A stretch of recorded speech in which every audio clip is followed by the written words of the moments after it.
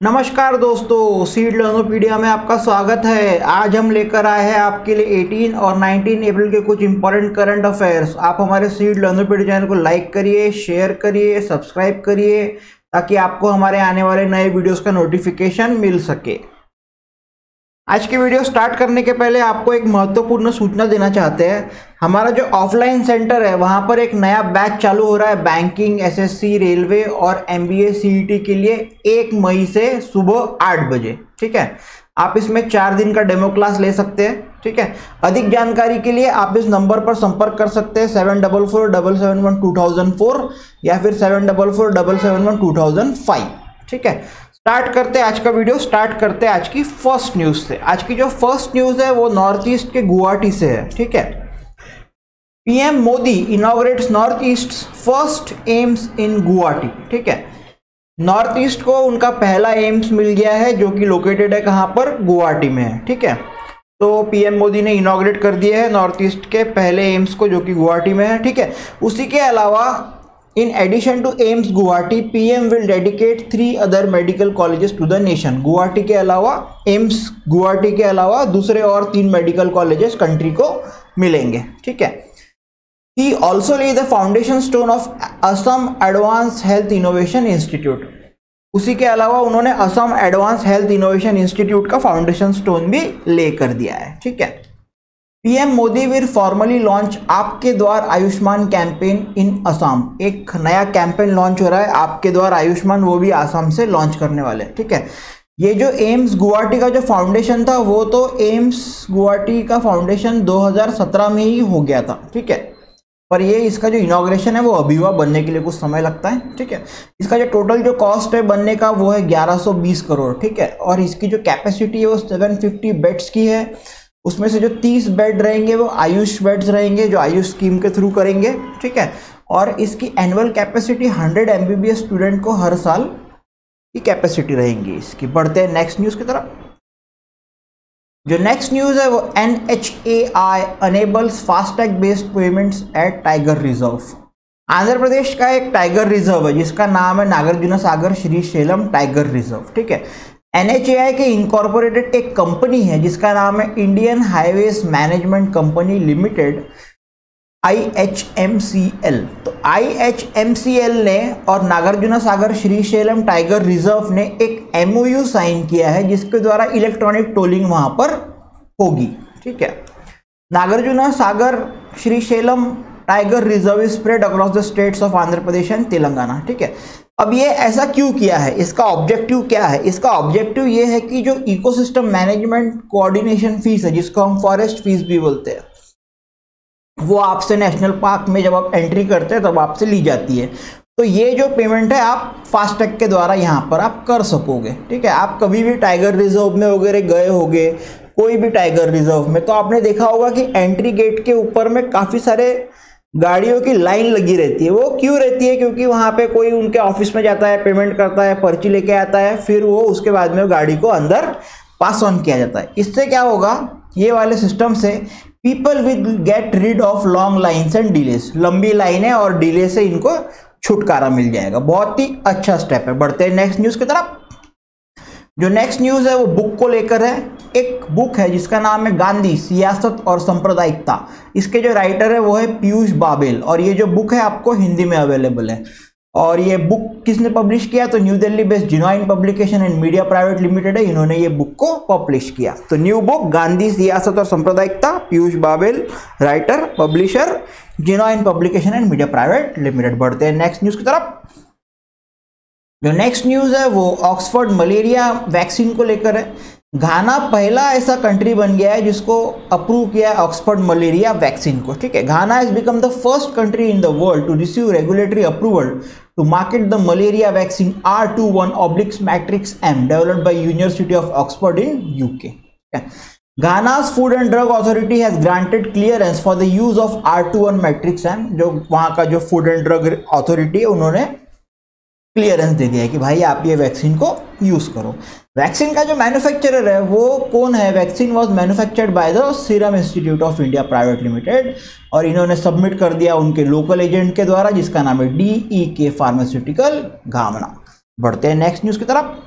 जो next news है वो साइक्लोन को लेकर है, जो कि वेस्ट ऑस्ट्रेलिया कोस्ट में आया है। एक साइक्लोन है जिसका नाम है इल्सा, उसने वेस्ट ऑस्ट्रेलियन कोस्ट को हिट किया है। ठीक है, cyclone Ilsa hit remote stretch of coast in western Australia near Port Hedland. ठीक है, और ये जो साइक्लोन जो आया इसकी स्पीड बहुत तेज थी, 218 किलोमीटर प्रति घंटे की रफ्तार से ये साइक्लोन आया था। ठीक है, ये स्ट्रॉन्गेस्ट साइक्लोन है जिसने ये रीजन को हिट किया है इन द लास्ट 14 ईयर्स। ठीक है, ऑस्ट्रेलिया जो है वो साइक्लोन को कैटेगरीज करता है 5 टायर सिस्टम में। ठीक है, तो ये जो साइक्लोन इल्सा है उसको इन्होंने कैटेगरी 3 में रखा है। ठीक है, वेस्ट कोस्ट ऑफ ऑस्ट्रेलिया में साइक्लोन बहुत कॉमन बात है, कोई बड़ी चीज नहीं है, आते रहता है। ठीक है, tropical cyclone Monica was the strongest cyclone to hit Australia. Australia को जो हिट किया सबसे स्ट्रॉन्गेस्ट साइक्लोन, उसका नाम है ट्रॉपिकल साइक्लोन मोनिका। बढ़ते हैं नेक्स्ट न्यूज की तरफ।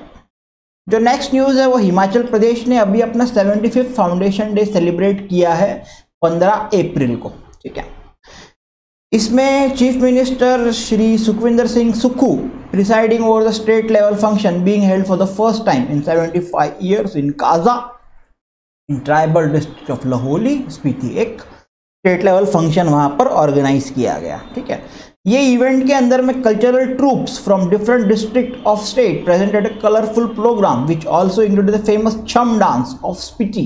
ठीक है, तो उसमें बहुत वहाँ के डिफरेंट डिस्ट्रिक्ट से कल्चरल ट्रूप्स आए थे जिन्होंने वहाँ पे अपना कलरफुल प्रोग्राम को परफॉर्म किया। ठीक है, और ये जो ओकेजन था यहाँ पर जिन्होंने बहुत अच्छा काम किया है वेरियस फील्ड्स में हिमाचल प्रदेश के अंदर, उसको भी सीएम ने वहां पर ऑनर किया। आप ये याद रखोगे, सुखविंदर सिंह सुक्खू नए सीएम है हिमाचल प्रदेश के। रिसेंट न्यू चेंजेस सवाल आने का चांस है। ठीक है, बढ़ते हैं नेक्स्ट न्यूज की तरफ। जो नेक्स्ट न्यूज है वो आसाम से है। आसाम का बहुत ही फेमस डांस है जिसका नाम है बिहू। ठीक है, आपको पता ही होगा। Assam's largest Bihu performance create Guinness World Record for largest traditional dance at single venue. Okay. Northeast state of India, Assam's Bihu dance made it to Guinness World Record with a performance of 11,304 dancers and 2,548 drummers at Sarusajai Stadium in Guwahati, Assam. Guwahati का जो stadium है जिसका नाम है Sarusajai stadium, वहां पर Bihu dance perform किया 11,304 dancer ने और 2,548 ड्रमर्स ने। ठीक है, the Bihu performance set 2 world record. इसमें 2 वर्ल्ड रिकॉर्ड सेट हो गए। एक तो था लार्जेस्ट ट्रेडिशनल डांस और दूसरा था record for largest musical instrument group. यानी 11,000 जो डांसर थे वो भी रिकॉर्ड है, 2,548 ड्रमर जो है वो भी रिकॉर्ड है। ठीक है, Bihu dance is traditional folk dance performed specially during Bohag Bihu or Rongali Bihu, the spring festival of Assam that marks the beginning of Assamese New Year. Assamese New Year के time पे ये dance किया था। बढ़ते हैं next news की तरफ। जो नेक्स्ट न्यूज है वो इंडिया के एक्सपोर्ट को लेकर है। इंडिया का एक्सपोर्ट बढ़ गया है 6% से, जो कि अब हो गया है $447 बिलियन, और इंपोर्ट्स भी बढ़ गए हैं, वो हो गए 16.5% टू $714 बिलियन। ठीक है, India's import in financial year rose 16.5% to $714 billion as against $613 billion in FY22. FY22 में $613 बिलियन था, अभी $714 बिलियन होगा। मतलब एक्सपोर्ट बढ़ रहा है, मतलब बाहर के देश का पैसा हमारे यहाँ पे आ रहा है। While exports saw a rise of 6% to $447 billion in FY23, up from $442 billion in FY22. This was revealed by data released by Ministry of Commerce and Industry recently. India का जो करंट अकाउंट डेफिसिट है वो $18.2 billion पे अभी खड़ा है, जो कि 2.2% ऑफ जीडीपी है। क्वार्टर एंडेड दिसंबर 2022। बढ़ते हैं नेक्स्ट न्यूज की तरफ। नेक्स्ट न्यूज काफी इंपॉर्टेंट है, डेज को लेकर है। ठीक है, वर्ल्ड हेरिटेज डे 2023 अप्रैल 18। ठीक है, हर साल 18 अप्रैल को वर्ल्ड हेरिटेज डे मनाया जाता है, international day for monuments and sites. इसको international day for monuments and sites भी बोलते हैं। ठीक है, the international council on monuments and sites 1982 suggested that April 18 should be celebrated as world heritage day. इन्होंने सजेस्ट किया कि भाई 18 अप्रैल को आप ये मनाइए, वर्ल्ड हेरिटेज डे करके मनाइए। ठीक है, तो जो यूनेस्को है उसका जो 22nd जनरल कॉन्फ्रेंस हुआ था 1983 में, वहां पर यूनेस्को ने इसको अप्रूवल दी थी कि ठीक है भाई हम लोग 18 अप्रैल को वर्ल्ड हेरिटेज डे करके मनाएंगे। बढ़ते हैं नेक्स्ट न्यूज की तरफ। जो नेक्स्ट न्यूज है वो तुर्की से है। तुर्की ने लार्जेस्ट वॉरशिप एंड वर्ल्ड का पहला ड्रोन कैरियर TCG एनाडुला उसको लॉन्च कर दिया है। ठीक है, टर्की के president mister Recep Tayyip Erdogan unveiled Turkey's largest warship and world's first unmanned combat aerial vehicle carrier TCG Anadolu has been delivered to country's navy. वो उसको कंट्री की नेवी को उन्होंने दे दिया कि भाई आप इसको अब यूज करो। TCG एनाडुला was built as part of multipurpose amphibious assault ship project. It was built in Istanbul shipyard Sedef. Istanbul shipyard Sedef में ये बनाया था। ठीक है, इट इज 231 मीटर्स जो कि 758 फीट होता है उतना लंबा है and 32 metre wide and boast a displacement of 27,436 tons. इसकी जो टॉप स्पीड है वो 20.5 नॉट्स है और इसकी जो रेंज है वो 9,000 नॉटिकल माइल्स है और ये 50 दिन तक के सी के अंडर में ऑपरेट कर सकता है। और इसके ऊपर आप 10 हेलीकॉप्टर और 11 आर्म ड्रोन्स को भी डिप्लॉय कर सकते हो। फ्लाइट का जो डेक रहता है उसके ऊपर। बढ़ते हैं नेक्स्ट न्यूज की तरफ। जो नेक्स्ट न्यूज है वो नासा के जो लूसी स्पेसक्राफ्ट है उसने जुपिटर ट्रोजन एस्टेरॉइड को स्पॉट कर लिया है। ठीक है, नासा का एस्टेरॉइड हंटिंग स्पेसक्राफ्ट है जिसका नाम है लूसी, उसने कैप्चर कर लिया first views of Jupiter Trojan asteroids को that are thought to be left over from formation of the solar system. left over मानते हैं उसको। ठीक है, Trojan asteroids are mysterious space rocks which have been gravitationally trapped in Jupiter's orbit around the sun for billions of years. ठीक है, billions of years है Jupiter के orbit में ये ग्रेविटेशनली ट्रैप्ड है। बढ़ते हैं नेक्स्ट न्यूज की तरफ। जो नेक्स्ट न्यूज है वो इंडियन एयरफोर्स और यूनाइटेड स्टेट्स एयरफोर्स के बीच में एक एक्सरसाइज चल रही है जिसका नाम है कोप इंडिया 23। एक्सरसाइज कहाँ हो रही है तो वेस्ट बंगाल में हो रही है। ठीक है, the first phase of exercise Cope India 23 began at West Bengal Panagarh air force base also known as air force station Arjan Singh. The exercise ये जो एक्सरसाइज है ये खत्म होंगी 24 अप्रैल को। ठीक है, to enhance mutual understanding between the Indian Air Force and United States Air Force apart from Panagarh, the war games will be held at the Air Force Station in Kalaikunda and Agra. ठीक है, personnel from the Japanese Air Self Defense Force will also observe the exercise and interact with the two participating air forces. Japanese air self defence force भी इसको observe करेंगी और दोनों party से बात करेंगी। ठीक है, इसके अंदर में जो एक्सरसाइज रहेंगी उसमें B-1B बॉम्बर जो USAF का है जो कि यूनाइटेड स्टेट एयरफोर्स का है, F-15 fighter aircraft will be joining the exercise. ये दोनों ज्वाइन करेंगे और हमारे इंडिया की तरफ से Su-30 MKI, राफेल, तेजस और जगवार फाइटर एयरक्राफ्ट रहेंगे। ठीक है, exercise scope India 23 is bilateral air exercise between the Indian air force and the United state bilateral exercise. बढ़ते हैं नेक्स्ट न्यूज की तरफ। जो नेक्स्ट न्यूज है वो एविएशन फ्यूल को लेकर है जो कि ग्रीन एविएशन फ्यूल है। Indian oil and US based LanzaJet to set up India's first green aviation fuel firm. Indian Oil Corporation is planning to set up a joint venture with US based clean energy technology company LanzaJet and multiple domestic airlines for production of sustainable aviation fuel. Sustainable aviation fuel बनाने के लिए IOC जो है वो plan कर रहा है कि हम US बेस्ड LanzaJet के साथ में पार्टनरशिप कर लेंगे और दूसरी भी डोमेस्टिक एयरलाइन को इसके अंदर में थोड़ा थोड़ा शेयर देंगे। Through the proposed venture, a plant will be set up to make SAF with alcohol to jet technology at IOCL's Panipat refinery in Haryana at cost of 3,000 crore। ठीक है, 3,000 करोड़ रुपए का प्रोजेक्ट का ये तैयारी चल रहा है और इसमें IOC के पास में 50% हिस्सेदारी रहेंगी और जो LanzaJet है उसके पास में 25% रहेंगी और बाकी जो दूसरे और जो डोमेस्टिक एयरलाइन रहेंगी उसके पास में 25% रहेंगी। तो ये इस प्रकार से उसकी शेयर होल्डिंग को ये लोग बांटने वाले हैं। ठीक है, the proposed plant will convert corn based cellulosic और sugar based ethanol into SAF. SAF मतलब sustainable aviation fuel and would have an initial capacity to produce 85,000 ton of fuel. हर साल 85,000 टन फ्यूल प्रोड्यूस की capacity रहेंगी। SAF क्या है? SAF एक biofuel है with property similar to conventional jet fuel but as a smaller carbon footprint. बढ़ते हैं नेक्स्ट न्यूज की तरफ। जो नेक्स्ट न्यूज है वो आंध्र प्रदेश से है। आंध्र प्रदेश गवर्नमेंट ने जो भावनापाडु पोर्ट है उसका नाम चेंज करके अभी कर दिया मुलापेटा ग्रीनफील्ड पोर्ट।